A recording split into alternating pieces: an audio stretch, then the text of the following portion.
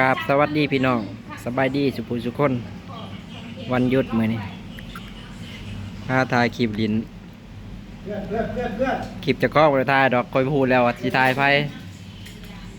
เฉแวบมานี้ทำงานยี่ป่าเด้อพ่อแม่พี่น้องนี่สบายดีพ่อแม่พี่น้องแน่ไม่เร็วไม่โอเคสบายดีพี่น้องเนี่ยเมื่อวานนี้ก็ถ่ายไปแล้วเนาะมื้อนี้มาอีกแล้วมื้อนี้มาถ่ายมื้อกี้ละคือเก่า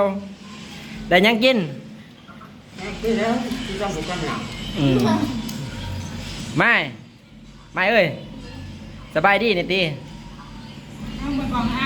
ไว้เร็วๆสบายว้าวสบายดีว่าสิ